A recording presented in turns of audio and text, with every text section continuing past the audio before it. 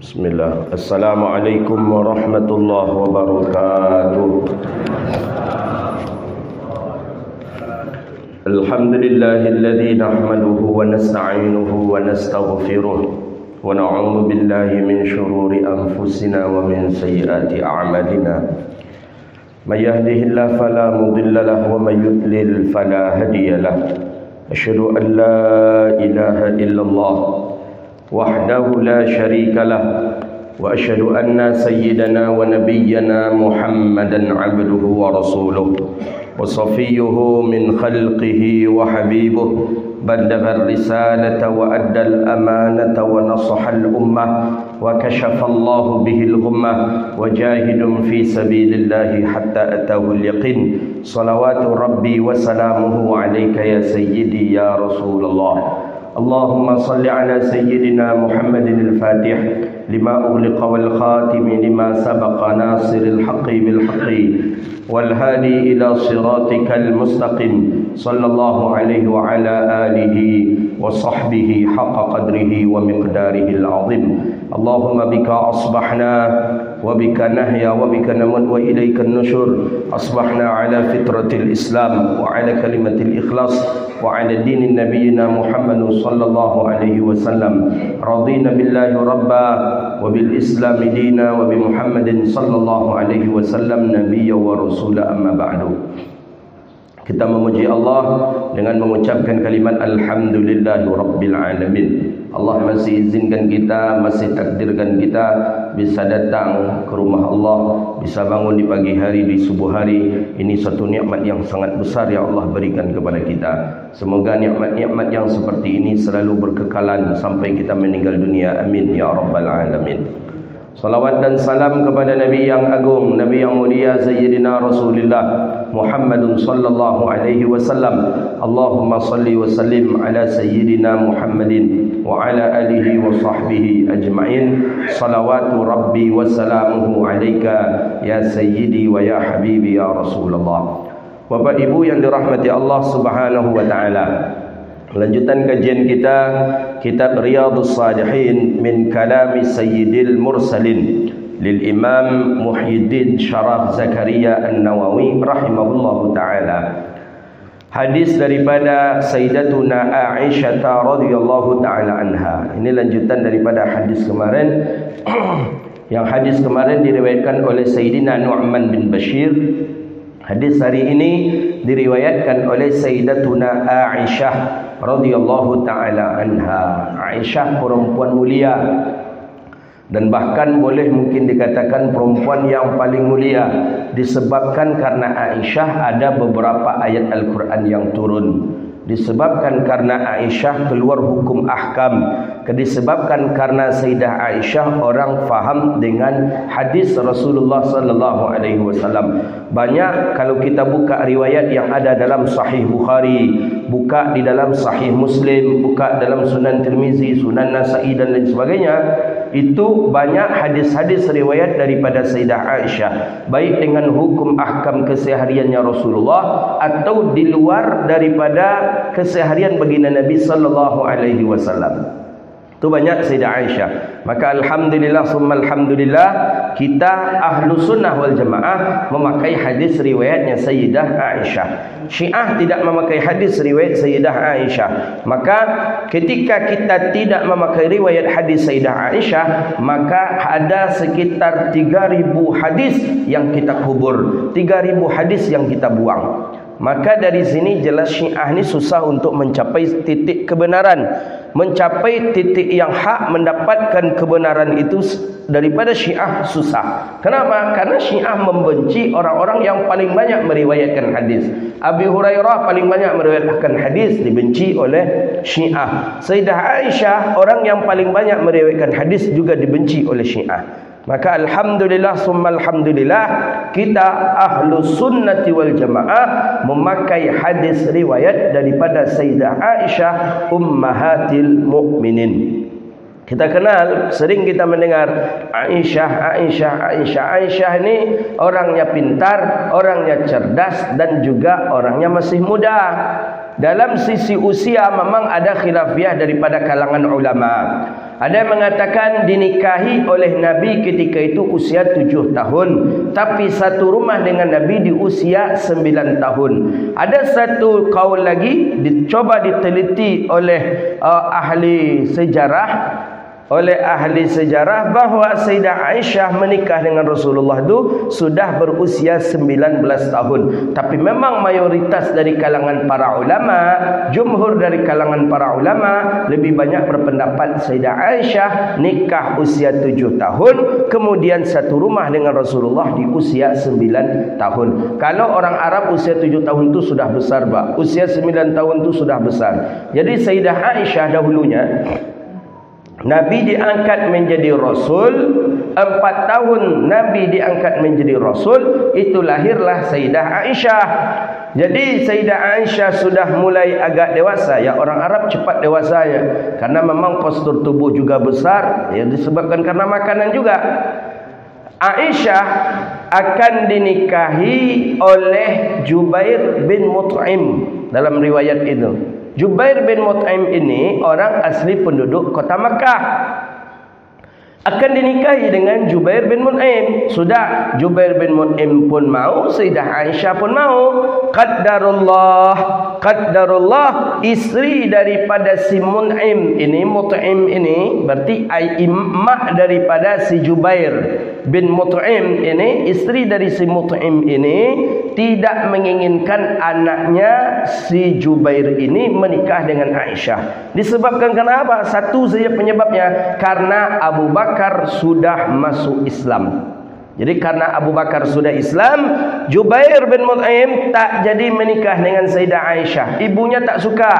Jadi kata ibunya, "Ndak, itu berbahaya nanti. Kalau kita nikahkan Aisyah itu nanti dengan anak kita, bisa nanti kita sekeluarga ni mengikut kepada agamanya Abu Bakar. Lebih elok tak jadi menikah." Akhirnya tak jadi menikah Aisyah dengan Jubair bin Mut'im. Maka qaddarullah, itulah sesuai dengan kehendak Allah, menikahlah, berjumpalah Aisyah dengan jodohnya, yang jodohnya itu pun sebenarnya sudah ditentukan oleh Allahu Rabbun Jalla Jalaluh. Karena memelihara Sayyidah Aisyah, karena menjaga Sayyidah Aisyah, itulah Sayyidina Rasulullah Muhammadun sallallahu alaihi wasallam. Sayyidah Aisyah isteri baginda Nabi yang ketiga setelah Saudah. Nabi menikah dengan Khadijah. Setelah dengan Khadijah meninggal, dengan Saudah, kemudian dengan Aisyah, kemudian dengan Hafsah, kemudian dengan Ummu Salamah, Ummu Habibah, kemudian terus ada sekitar 11 atau 12 dalam riwayat isteri baginda Nabi sallallahu alaihi wasallam. Dari sekian banyak isteri, yang gadis itu cuma Sayyidatuna Aisyah radhiyallahu anha, ummahatil mukminin, ibunya orang mukmin. Sayyidah Aisyah adalah ummahatil mukminin, ibunya orang mukmin. Isteri daripada isterinya Rasulullah, itu ibu daripada orang mukmin. Perempuan mulia Sayyidatuna Aisyah. Kalau tak, beliau tak kenal kita bagaimana cara Nabi tidur, seperti apa cara Nabi mandi, seperti apa cara Nabi solat di rumahnya, seperti apa. Kalaulah tidak ada Sayyidah Aisyah, tak tahu kita seperti apa aktivitas Rasulullah sallallahu alaihi wasallam di rumahnya. Maka ketika sahabat bertanya, "Ya Sayyidatuna Aisyah, ya ummahatil mukminin, bagaimana akhlak Rasulullah sallallahu alaihi wasallam di rumah?" Kata Sayyidah Aisyah, "Akhlaquhul Quran." Akhlaknya Nabi itu di rumah akhlaquhul Quran, akhlaknya itu Quran. Sayyidah Aisyah banyak tahu bagaimana Rasulullah sallallahu alaihi wasallam salat malam, salat sunat. Itu hadisnya jelas, itu yang Nabi salat laju, salat sunat. Ka'annaka lam tusalli, seolah-olah beliau tidak sedang salat. Itu hadis riwayat daripada Sayyidah Aisyah. Salat sunat tak apa-apa laju Nabi SAW. Dalam satu riwayat, yang dibaca oleh Rasulullah cuma rukun salat saja. Jadi salat Al-Fatihah, kemudian rukuk, tasbih rukuk saja, i'tidal mungkin sekali-sekali saja. Bahkan saking lajunya Rasulullah sallallahu alaihi wasallam salat, seolah-olah Nabi tidak melaksanakan salat. Kata Sayyidah Aisyah, itu dalil boleh salat laju kalau itu salat sunat dan itu di rumah. Begitu dia. Tu Rasulullah sallallahu alaihi wasallam dalam hadis riwayat daripada Sayyidah Aisyah. Banyak hadis yang diriwayatkan oleh Rasulullah sallallahu alaihi wasallam itu diriwayatkan oleh Sayyidah Aisyah di rumah banyak sekali. Datang orang, kemarin hadis dalam Bulughul Maram, hadisnya sahih. Datang orang ke Rasulullah sallallahu alaihi wasallam. Nabi sedang duduk bersama Sayyidatuna Aisyah. Nabi sedang dengan Sayyidatuna Aisyah. Datang orang kepada Rasulullah sallallahu alaihi wasallam. Ya Rasulullah, inna ummi qad mat. Ibuku sudah meninggal dunia. Walam yusa, ibuku tidak ada berwasiat sedikit pun apapun kepada kami ya Rasulullah, tapi kami berkeinginan untuk bersedekah kepada ibu kami. Maksudnya ibu sudah meninggal dunia, ibu tak ada berwasiat, ini wakafkan ke sana, ini sedekahkan ke sana, ini berikan ke fakir miskin, tak ada ibu berwasiat. Tapi kami menginginkan untuk mensedekahkan ibu kami. Jadi kami ingin mensedekahkan ibu, mungkin ke masjid, niatkan untuk ibu. Bangun, serahkan ke pesantren, niat untuk ibu. Bolehkah ya Rasulullah? Kata baginda Nabi, na'am falahul ajr. Ya, kata Rasulullah, boleh, dan pahalanya pun mengalir dan ia pun mendapatkan pahala. Itu jelas hadis riwayat daripada Sayyidatuna Aisyah. Jadi banyak riwayat daripada Sayyidatuna Aisyah ini. Maka dalam riwayat yang lain disebutkan juga tidak akan berkurang daripada nilai pahala dan ibu bapa kita pun mendapatkan pahalanya. Itu dalam hadis dalam kitab nukilan daripada Irsyadul Ibad ila Sabilir Rasyad lil Imam Zainuddin Al-Malibari. Jadi Sayyidah Aisyah ni masya-Allah tabarakallah, hadis Nabi makan dengan 3 jari riwayat Sayyidah Aisyah. Hadis Nabi minum sama tempatnya dengan bibirnya Rasulullah riwayat Sayyidah Aisyah. Nabi makan satu nampan dengan Sayyidah Aisyah riwayat Sayyidah Aisyah. Nabi mandi berdua satu baktub, satu tempat itu mandi berdua di sana, ya mandi berdualah dengan isteri, itu riwayat daripada Sayyidah Aisyah. Kadang Nabi mengusukkan aku, kadang begitu pula aku kepada Rasulullah sallallahu alaihi wasallam. Kemesraan rumah tangga Nabi itu adanya di dalam riwayatnya Sayyidatuna Aisyah. Jadi Nabi sallallahu alaihi wasallam ingin kita mengetahui seperti apa Rasulullah di rumahnya, bacalah riwayat-riwayat hadis Sayyidatuna Aisyah radhiyallahu taala anha. Jadi suatu ketika bahkan Nabi suatu ketika Sayyidah Aisyah mengajak Rasulullah sallallahu alaihi wasallam lomba lari, ya begitu dia dalam riwayat hadis itu disebutkan lomba lari. Jadi ketika diajak lomba lari tadi, baginda Rasulullah sallallahu alaihi wasallam pun mau. Dan ketika itu Nabi menang, Rasulullah sallallahu alaihi wasallam pun menang. Dan kata Sayyidah Aisyah, aku berpura-pura sedih, aku berpura-pura tidak terima, kata Sayyidah Aisyah.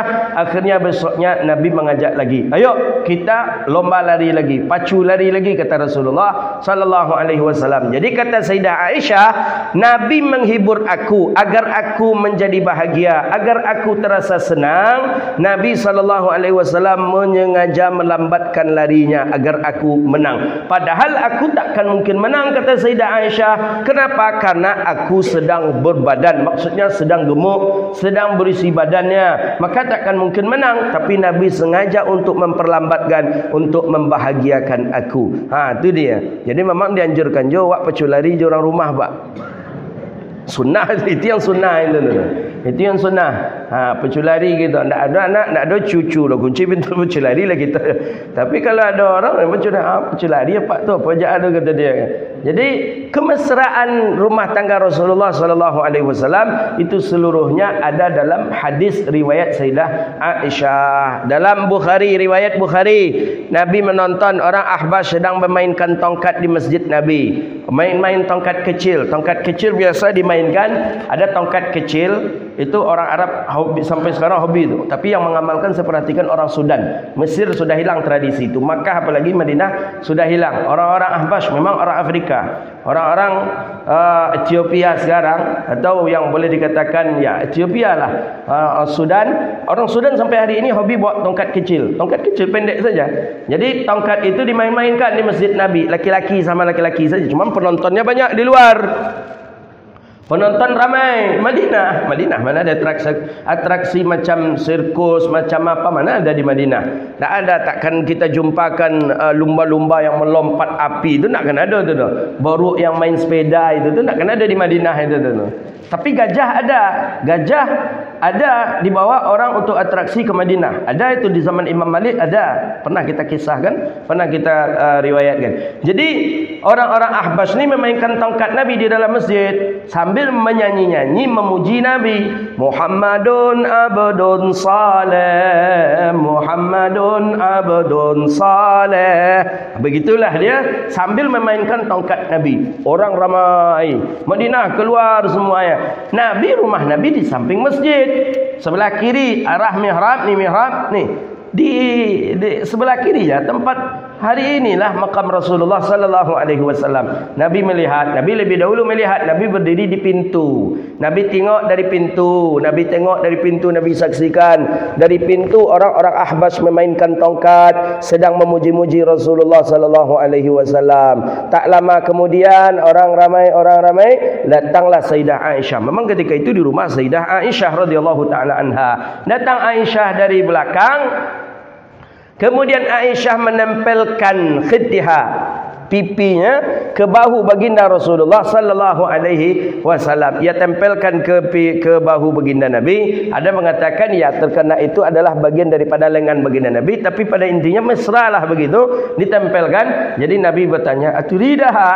Engkau menyukai ini? Engkau juga suka menonton ini?" Kata Rasulullah. Kata Sayyidah Aisyah, "Ya ya Rasulullah." Dibiarkanlah oleh Nabi Sayyidatuna Aisyah pipinya menempel di pundak baginda Rasulullah sallallahu alaihi wasallam. Kata sahabat, itu adalah pemandangan yang paling indah, pemandangan yang paling menyejukkan, bahawa Nabi pun mesra sangat dengan isteri dan keluarganya. Cuma di tahun itu, di masa itu belum ada foto, Pak.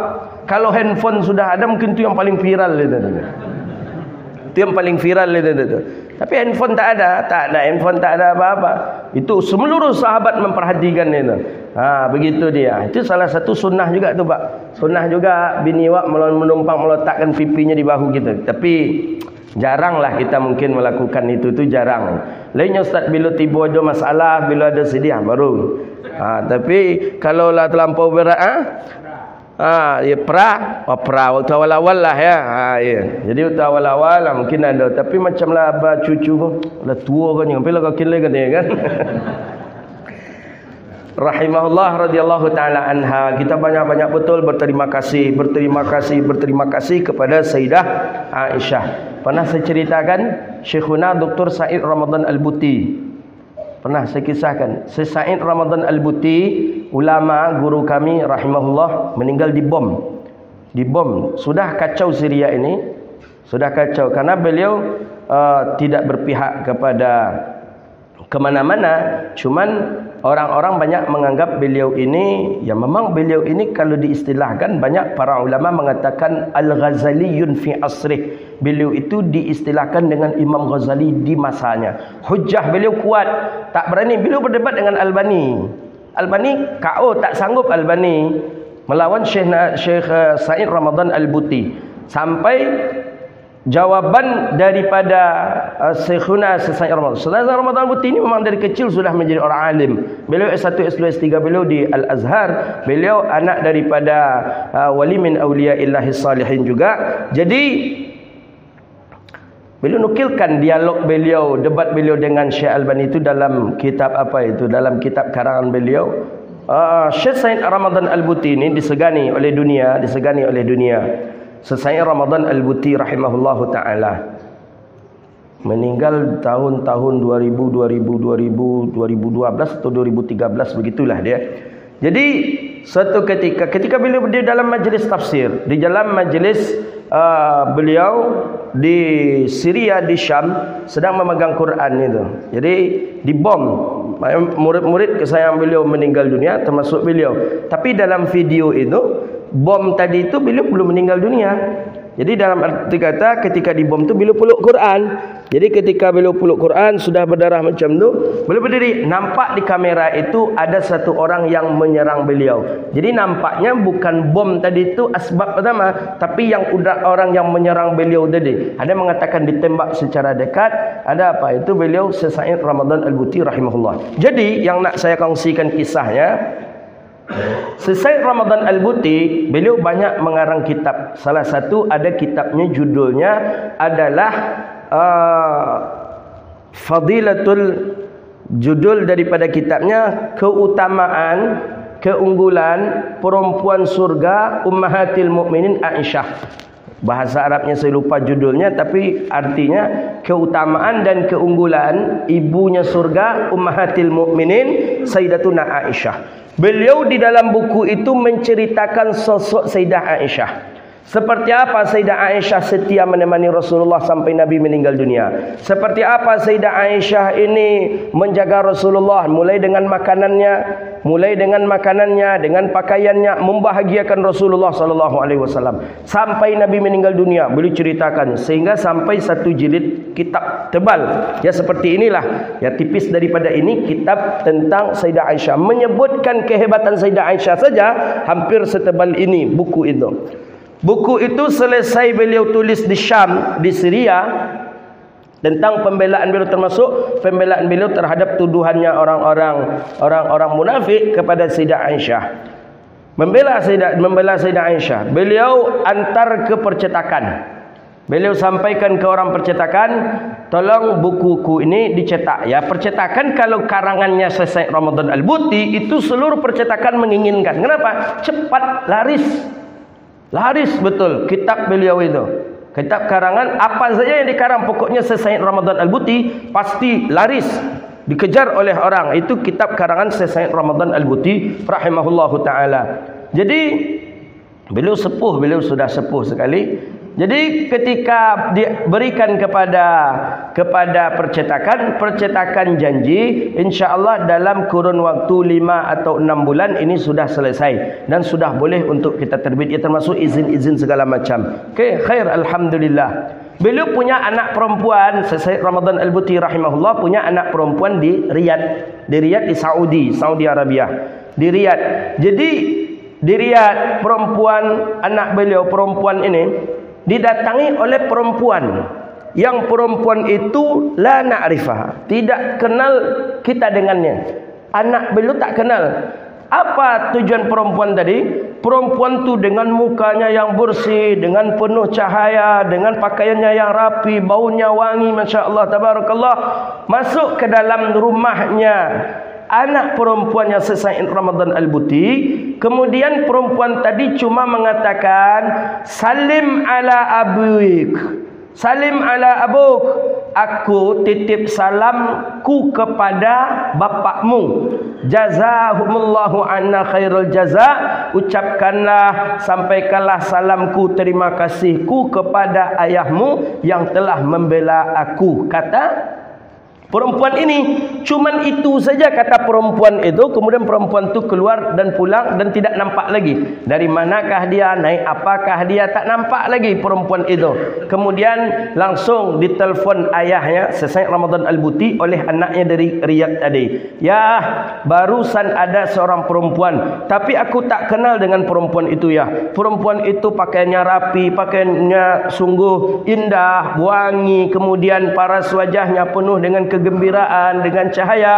Dia, mengapa nak, kata Syekh Ramadan Al-Buti dalam telefon, dia mengatakan, sampaikan salam aku kepada ayahmu karena ayahmu telah membela aku. Itu kata dia. Langsung Syekh Ramadan Al-Buti pun menangis. Kata Syekh Ramadan Al-Buti kepada anaknya, nah, hiya ummahatil mukminin. Nah, itu adalah ummahatil mukminin Sayyidah Aisyah yang baru saja tulisannya sudah ayah buat dan ayah sedang masukkan ke percetakan. Begitu daripada kisah yang ada, yang kisah yang kita terima daripada masyaikh kita. Begitu langsung Sayyidah. Betulkah itu Sayyidah Aisyah? Wallahu alam.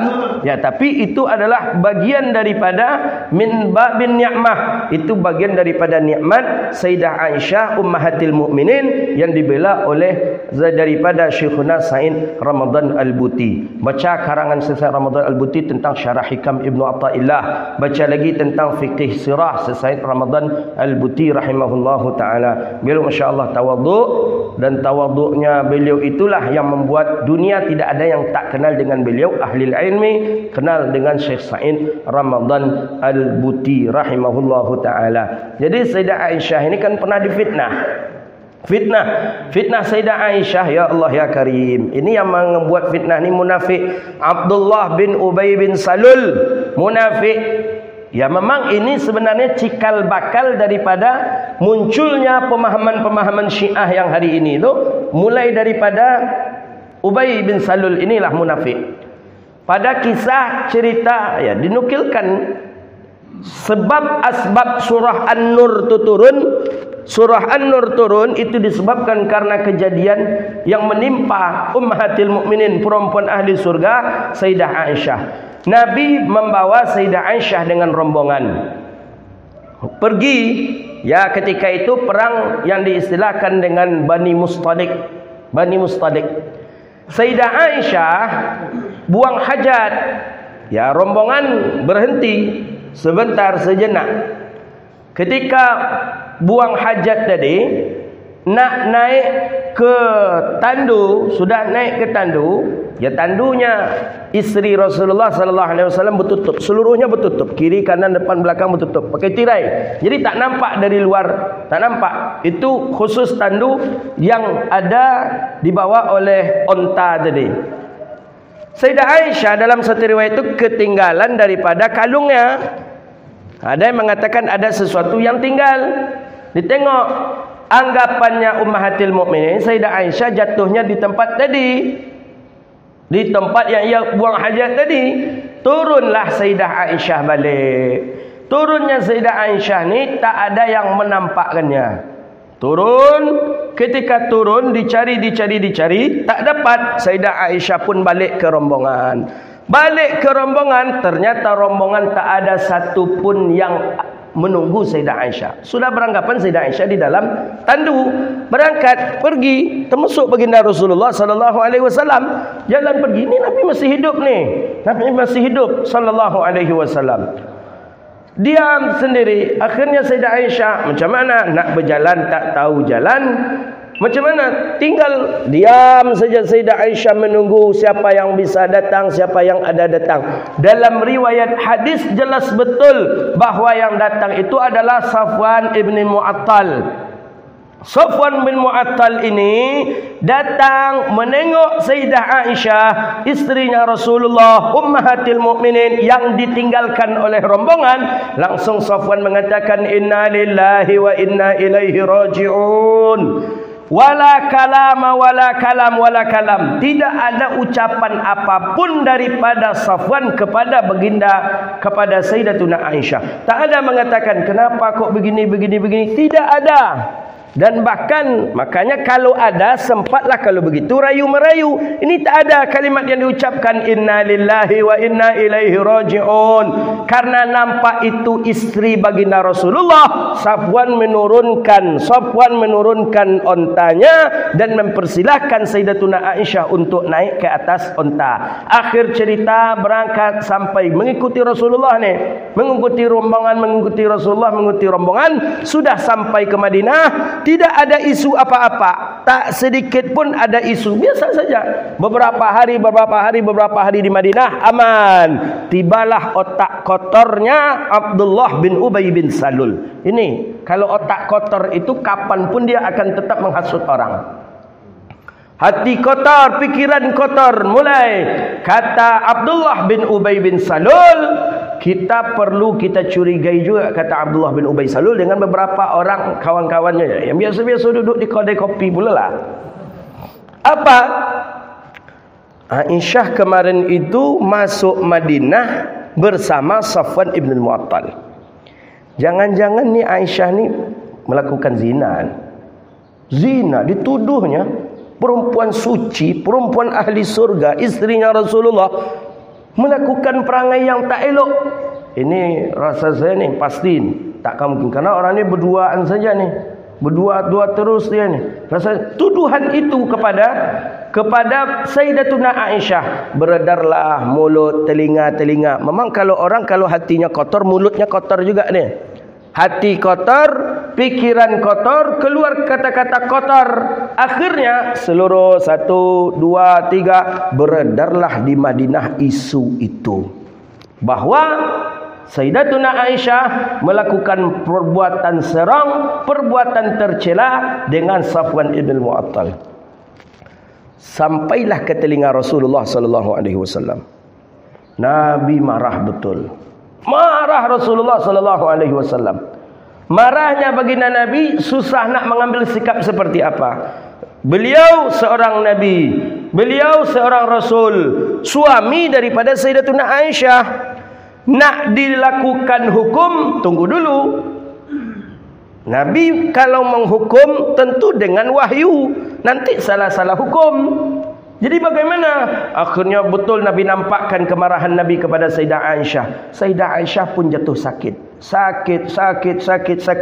Karena sakit seperti itu, maka tak ada lagi yang mengurus karena Nabi dengan dakwahnya. Sayyidah Aisyah pun pamit kepada Rasulullah untuk hijrah tinggal di rumah ayahnya Abu Bakar As-Siddiq. Setelah heboh Madinah, bayangkan isteri Nabi dituduh melakukan perangai yang tak elok. Nabi panggil Sayyidina Ali, Nabi panggil Sayyidina Umar, Nabi panggil Sayyidina Osman, Nabi panggil para sahabat. Bagaimana cara sikap kita untuk ni orang-orang munafik semakin membesar-besarkan. Ya, dibantulah oleh Yahudi Madinah. Dibesar-besarkan. Kata Sayyidah Aisyah, ya, sampaikanlah kepada Rasulullah, ya. Kata Sayyidah Aisyah kepada ayahnya Abu Bakar, aku tidak melakukan hal itu. Nabi masih belum bisa menerima. Masih susah baginda Nabi SAW. Akhirnya turunlah ayat. Bayangkan, ayat turun untuk membela isteri baginda Nabi. Ayat turun untuk membela Sayyidatuna Aisyah. Awal surah An-Nur itu, dalam surah An-Nur disebutkan bahawa orang-orang yang membuat hinaan, orang-orang yang membuat fitnah, maka baginya dosa yang mendengarnya, yang mengucapkannya, dan yang memulainya itu mendapatkan dosa yang sangat kejam. Bahwa sesungguhnya isteri baginda Rasulullah sallallahu alaihi wasallam Allah yang jaga, Allah yang pelihara. Maka ketika ayat itu turun, barulah Nabi sallallahu alaihi wasallam menerima. Kemudian Nabi panggil seluruh, banyak ramai ketika itu yang kena cambuk 80 kali cambuk. Kan menuduh orang berzina cambuk dengan 80 kali cambuk. Banyak ketika itu sahabat yang kena cambuk, yang kena termakan isu. Dipanggillah, dari mana? Dicari asal. Akhirnya berasalkan kepada Abdullah bin Ubay Salul. Dipanggil Abdullah bin Ubay Salul. Engkau awal mula mengatakan ini? Nah, tidak. Wallahi. Oh, munafiklah. Nak dia bersumpah. Wallahi, demi Allah, aku tak ada mengucapkan itu lebih awal. Demi Allah, aku tak ada memulainya. Demi Allah. Munafik, Pak. Munafik. Maka munafik itu lebih parah azabnya. Dalam Al-Quran disebutkan, innal munafiqina fid darkil asfali minan nar. Di kerak api neraka, di situ letak munafik. Abdullah bin Ubay bin Salul mengatakan, demi Allah aku tidak ada, demi Allah aku tak ada, demi Allah aku tak ada. Tetap membela diri Abdullah bin Ubay bin Salul. Padahal sahabat Nabi seluruhnya sudah dicambuk, yang mana yang berburuk sangka kepada isterinya Rasulullah sallallahu alaihi wasallam. Kira-kira perempuan mulia disebabkan karenanya turun Al-Quran, apakah itu yang kita benci? Maka sampaikanlah kepada Syiah, isteri Rasulullah asbab turunnya ayat Al-Quran. Ada satu surah, satu ayat dalam Al-Quran itu membela kepada Sayyidatuna Aisyah radhiyallahu taala anha. Maka oleh karena itu, setelah itu baru diterima oleh baginda Nabi. Baginda Nabi pun menjadi penolong. Jadi isteri-isteri Nabi itu dijaga oleh Allah Rabbun Jalla Jalaluh. Makanya isteri baginda Rasulullah sallallahu alaihi wasallam yang seluruhnya itu sudah dapat jaminan. Maka kita sampaikan kemudian kita bacalah Ummahatil Mukminin radhiyallahu anha. Itu penghormatan ulama hadis, penghormatan para ulama hadis, dan dengan memberikan gelar Ummahatil Mukminin, ibunya orang mukmin, itu istri-istri baginda Rasulullah sallallahu alaihi wasallam. Kalau kita baca riwayat Sayyidah Aisyah ni banyak betul. Riwayat Sayyidah Aisyah, sampailah Sayyidah Aisyah menjadi orang yang paling setia sampai Nabi meninggal dunia pun masih ditemani oleh Sayyidah Aisyah radhiyallahu taala anha. Jadi Syiah tak suka riwayat Sayyidah Aisyah, termasuklah orang munafik. Jadi kita tak boleh lagi kita istilahnya memburukkan bagian daripada keluarga Rasulullah, tak boleh. Maka itulah Nabi mengatakan man syatama ahli baiti, kata Nabi, siapa yang mencaci ahli baiti, keluargaku, kata Rasulullah, maka dia menghina aku. Jadi siapa yang menghina aku, maka ia akan dilemparkan oleh Allah Rabbun Jalla Jalaluh ke dalam api neraka. Itu Sayyidah Aisyah. Sayyidah Aisyah ni orangnya hak, perempuan yang alim. Bayangkanlah Nabi meninggal dunia, orang mengajinya kepada Sayyidah Aisyah. Sayyidah Aisyah lah yang meriwayatkan banyak hadis-hadis Nabi sallallahu alaihi wasallam. Beliau tegas, perempuan-perempuan setelah Nabi meninggal dunia, dalam riwayat itu banyak pakaian perempuan ini yang sudah berubah. Banyak yang memakai jilbab tipis, yang cuma sekadar kepalanya saja yang ditutup, banyak berubah. Sayyidah Aisyah keras dalam bab itu, keras sekali. Jadi suatu ketika ada Hafsah isteri Rasulullah juga, anak daripada Sayyidina Umar ibn al-Khattab. Datang Hafsah, Nabi sudah meninggal dunia. Hafsah datang menjumpai Sayyidah Aisyah, tapi Hafsah ini memakai kerudung yang tipis sekali. Yang tipis, nampak bagian daripada rambut, nampak bagian daripada kulit, daripada wajahnya. Kemudian langsung Sayyidah Aisyah tarik jilbab Hafsah tadi, Sayyidah Aisyah ganti dengan jilbab yang tebal. Jadi beliau ini termasuk orang yang kuat dalam masalah hukum ahkam. Jadi tak boleh macam-macam dengan Sayyidah Aisyah. Sayyidah Aisyah ni ketat dia. Jadi apakah ini daripada ajarannya Rasulullah yang kalian amalkan seperti ini? Rasulullah tak pernah melakukan dan membolehkan perkara seperti ini. Itu terus bahasa daripada Sayyidatuna Aisyah radhiyallahu taala anha. Meninggal di tanggal 17 Ramadan di usia 63 tahun. Jadi Sayyidah Aisyah usia 63 tahun. Kalau tak salah 63 tahun juga usia Sayyidah Aisyah. Lama Sayyidah Aisyah lama usia, alhamdulillah. Disebabkan karena panjang usia Sayyidah Aisyah itulah, maka banyak riwayat-riwayat hadis yang diambil oleh para tabi'in. Orang yang tak berjumpa dengan Rasulullah tapi berjumpa dengan Sayyidah Aisyah itu mendapatkan perolehan hadis Nabi sallallahu alaihi wasallam. Sayyidah Aisyah ni masya-Allah punya ijtihad sendiri. Sayyidah Aisyah ketika di Arafah, Sayyidah ketika di Arafah itu melakukan puasa Arafah, atau sebaliknya kita pun lupa. Pokoknya berbeda dengan baginda Rasulullah sallallahu alaihi wasallam. Jadi kan orang yang sedang wukuf di Arafah tidak dianjurkan berpuasa. Kan begitu dia. Tidak dianjurkan berpuasa bagi orang yang sedang wukuf di Arafah.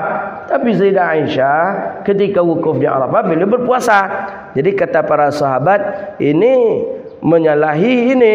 Jadi kata para sahabat, Rasulullah tak puasa ketika wukuf di Arafah. Kenapa Tuhan puasa ketika Tuhan wukuf di Arafah? Kata Sayyidah Aisyah, ya aku berada di tempat yang mulia, aku berada di saat yang mulia, aku berada di waktu yang mulia, maka aku menginginkan ketika aku berada di saat mulia, di waktu yang mulia, aku sedang melakukan ibadah yang mulia. Itulah puasa kan termasuk ibadah yang mulia.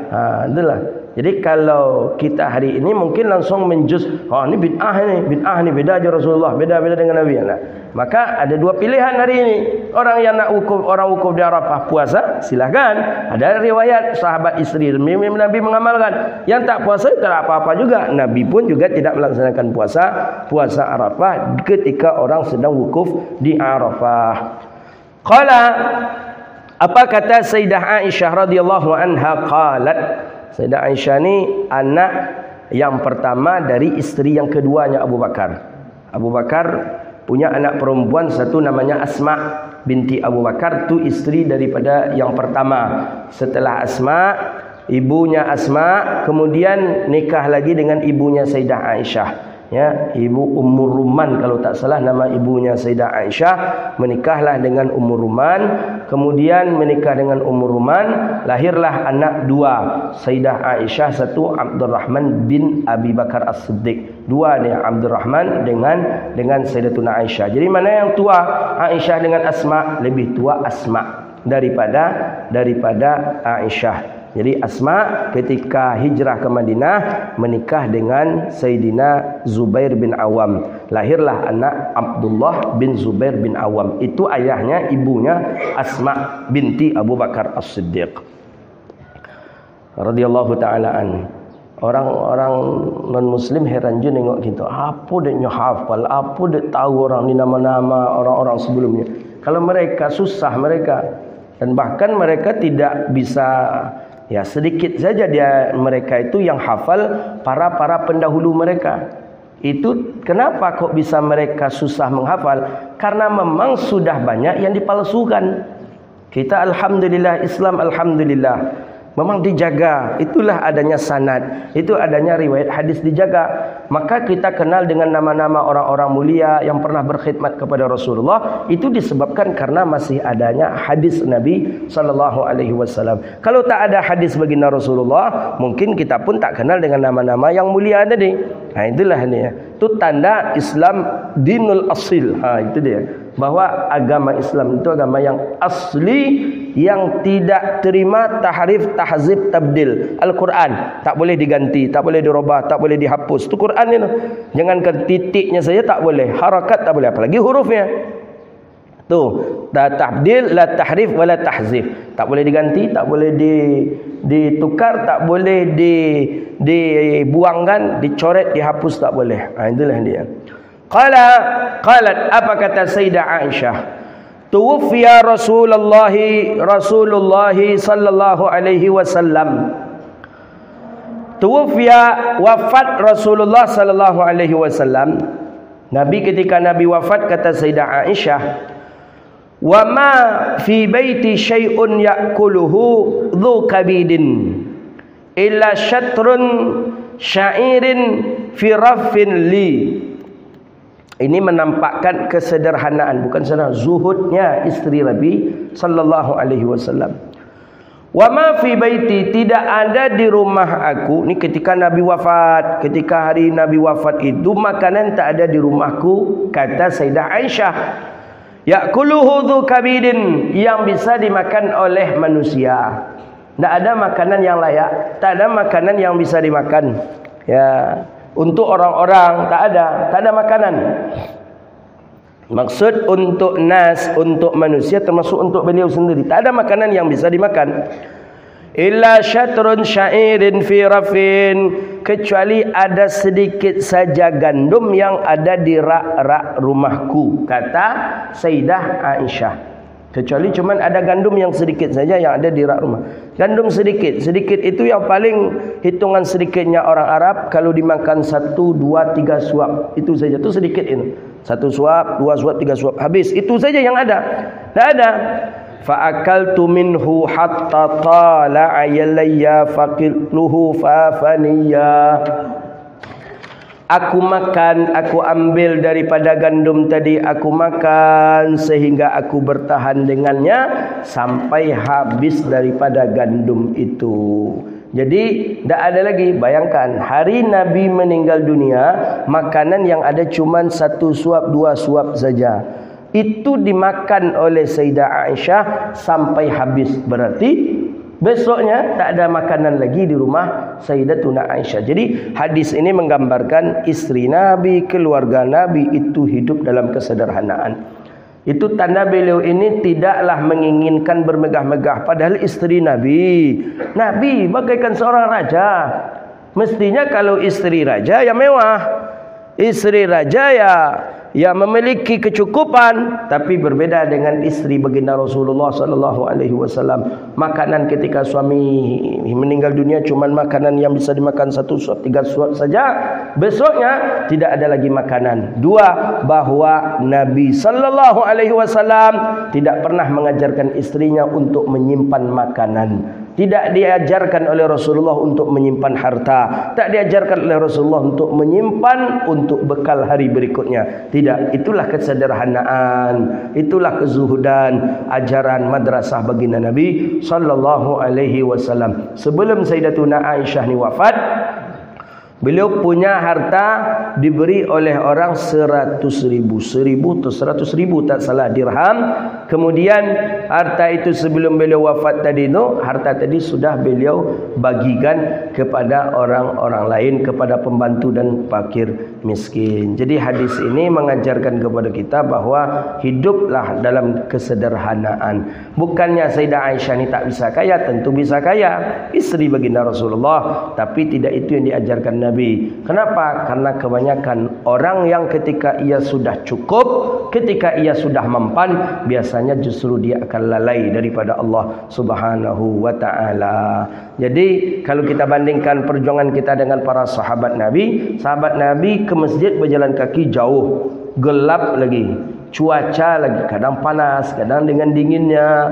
Kemudian air jauh lagi kalau batal wuduk. Kita bagaimana dengan hari ini? Senang saja kita. Nak berwuduk mudah mengambil. Nak berangkat ada kendaraan. Tapi ternyata itu semua menjadikan kita bisa lalai kepada Allah Subhanahu wa taala kalau tidak kita pautkan hati kita ke rumah Allah dan majlis ilmu. Itulah kajian kita pada hari ini. Kita berdoa kepada Allah, mudah-mudahan Allah ampuni segala dosa kita, Allah berkahi kehidupan kita, Allah jadikan kita bagian daripada orang-orang yang muhibbina li rasulih. Mudah-mudahan orang yang mencintai Allah, mencintai Rasulullah dan keluarganya, dan mudah-mudahan Allah kumpulkan kita nanti bersama para nabi wa syuhada'i was salihin, dengan nabi dan para sahabat nabi, isteri keluarga baginda Nabi sallallahu alaihi wasallam di tempat yang mulia, di tempat yang agung, jannatul ula. Amin ya rabbal alamin. Rabbana atina fid dunya hasanah wa fil akhirati hasanah wa qina adzabannar. Allahumma faqihna fid din wa 'allimna at-ta'wil wahdina ila siratikal mustaqim. Rabbana innana amanna faghfir lana dhunubana wa kaffir 'anna sayyi'atina wa tawaffana ma'al abrar. Allahumma inna nas'aluka ridhaka wal jannah wa na'udzubika min sakhatika wan nar. Allahumma barik lana fi auladina wa dhurriyyatina wahfazhum wa la tadurruhum waffiqna waffiqhum li ta'atik warzuqna birrahum bi rahmatika ya arhamar rahimin. Rabbana atina fid dunya hasanah wa fil akhirati hasanah wa qina adzabannar. Wa sallallahu ala sayyidina wa maulana Muhammadin wa ala alihi wa sahbihi ajma'in. Subhana rabbika rabbil izzati amma yasifun. Wassalamun alal mursalin walhamdulillahi rabbil alamin. Demikian, mohon maaf billahi taufiq wal hidayah, war ridha wal inayah. Assalamualaikum warahmatullahi wabarakatuh.